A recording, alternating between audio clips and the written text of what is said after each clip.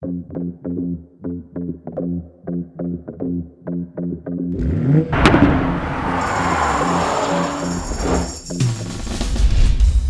to Wheels Car of the Year for 2020 and to deep inside Holden's top secret Lang Lang Proving Ground, which it's a bit grey and a bit wet today, but don't mind that because I have something exciting in store for you, because I thought you might want to meet this year's contenders, starting with this. It's the Tesla Model 3 and, well, it's the electric car of the moment, isn't it? Starting at 66 grand, you're getting quite a lot of car and quite a lot of performance for your money. So that should see it score well against the COTI value criteria. And being an EV, it's also going to score really well for efficiency. But the big question is, what is this thing like to drive? And we've been hearing some really positive reports on that front, so stay tuned. A genuine contender for sure, which transitions quite nicely into this. It's the Porsche 911, now in 992, guys, and don't be fooled by those familiar looks, those seductive hips. This one's pretty much all new. Hybrid ready. The car that we have here is the Carrera S, which incidentally is hoping to become the first Porsche ever to win Wheels Car of the Year. So from one first-time hopeful onto another car that is hoping to win 3 Wheels Car of the Years on the trot for its manufacturer. I'm talking, of course, about this, the Volvo S60. Surely not, I can hear you saying. 3 gongs on the trot. It's never been done at Wheels Car of the Year, but anybody who's driven a modern Volvo will know that's not out of the realm of possibility at all. They're that good.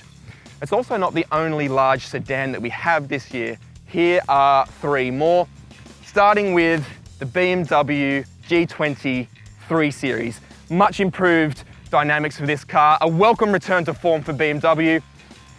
The Peugeot 508, significantly lighter than anybody else in its class.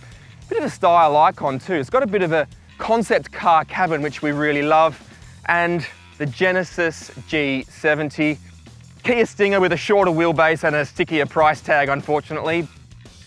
But even though all 3 of these are box fresh, you can't really shake the feeling that they're entering a part of the market that is only shrinking as Aussies move further and further into the SUV craze. Now, speaking of SUVs, boom! This is the brand new BMW X5, and this is our posh, large SUV of choice at the moment, given it just smashed the equally new Mercedes-Benz GLE in a recent wheels comparison test. This one has a lovely, silky smooth 3-litre diesel engine under the bonnet. But what we didn't have at that comparison was the Volkswagen Touareg, which luckily we have right here.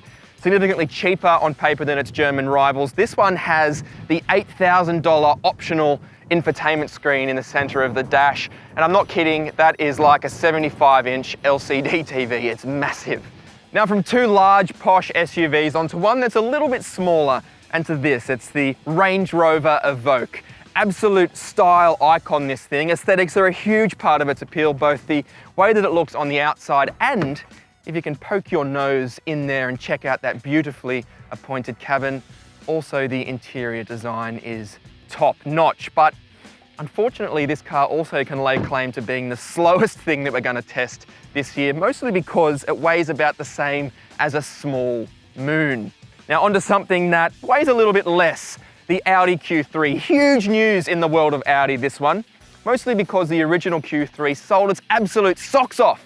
But it feels like we haven't had an all-new Q3 in absolutely eons. This one has grown up quite a bit. Bigger wheelbase, bigger dimensions, bigger cabin all round, which is great news if you have a family, small kids, or a dog you want to throw in the back seat. Now, onto something a little more affordable, but no less significant. The all-new Mazda 3. Massive news again, this one, because Aussies buy these in the absolute droves, and also because this one has catapulted itself straight to the top of its class. An absolute genuine contender. From one contender to another. The 5th generation Toyota RAV4. The big news here is hybridization, much improved dynamics. It's just one of those superb all-rounders that always does well at Wheels Car of the Year. Now, if you believe the direction that the entire motor industry is heading in, electric cars are the future. And that segues nicely into the Mercedes-Benz EQC. It's the first model in a brand new push of EVs from Mercedes-Benz, and this one shares much of its underpinnings with the GLC SUV, but there's no petrol or diesel engine lurking under here.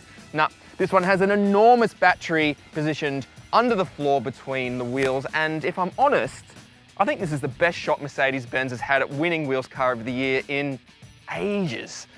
From one electric car to another, and depending on where you sit, this is a bit of an icon. It's the Nissan Leaf, and that lays claim to being the only second generation EV in the entire industry. But can it still hold its own in a field that's this strong? Well, we're going to find out, aren't we? So from one small hatch onto another one, and Audi's diminutive A1, but I kind of say that, but compared to the one that's gone before it, this one is significantly larger, pretty much in every dimension. Choice of 3 or 4 cylinder petrol engines, and if you tick all of the boxes, you get all of Audi's technical prowess in there and beautiful screens inside as well. So we'll finish with perhaps the most controversial sports car pairing released this year. Depending on what side of the fence you sit on, the fact that the Toyota Supra and the BMW Z4 share a platform, suspension hardpoints, powertrains, gearboxes, that's either blasphemy or it's absolutely brilliant. But how different are these two cars? Well, that's what we're going to find out. So that's it. 17 different models represented by 31 individual cars. Feels like a lot, doesn't it? And I can hear you asking, how on earth are we going to find a winner from this lot? But that's the beauty of Wheels Car of the Year. The process and the criteria has been refined to such an extent that all we have to do is check our preconceptions at the door, drive the cars, and the winner is going to emerge. As for what that is, well, you're just going to have to keep checking back in to All Things Wheels.